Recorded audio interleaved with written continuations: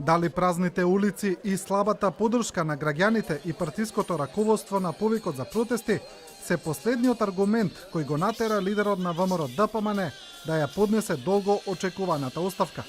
Во интервју за порталот Курир, Груевски не кажува зошто токму сега ќе поднесе оставка и тврди дека бил сериозен кога оставката ја најавил вечерта после поразот на локалните избори.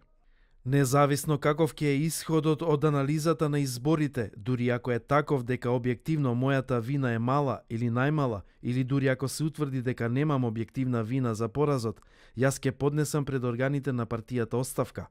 Партијата согласно статутот ќе организира вонреден конгрес на кој освен извештајот за анализата на изборите, ќе се избере и председател на ВМРО ДПМН.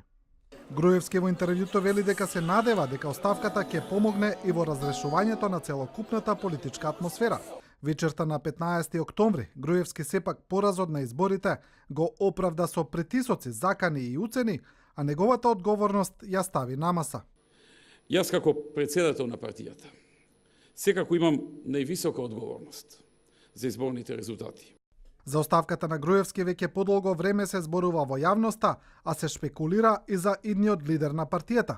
Се спомнуваа имињата на Никола Поповски, Антонио Милошовски, Илија Димовски, а еден од потенцијалните кандидати, генералниот секретар на партијата Христијан Мицковски, во интервју за Фактор магазин ги опиша и трите услови кои треба да ги исполни идниот лидер. Првиот пилар или првиот столб треба да биде лик кој што ќе биде прифатен од базата, односно од членовите.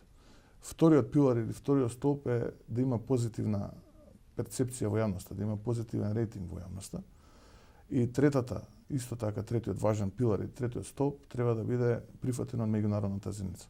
Никола Груевски стана председател на ВМРО ДПМН во 2003 година, а функцијата премиер на Македонија ја вршеше цела декада, од 2006 до 2016. Проблемите за Груевски, неговото обкружување почнаа во 2015 година со почетокот на објавување на опозицијските бомби, а неговиот пат кулминираше со неможноста да состави влада на изборите лани.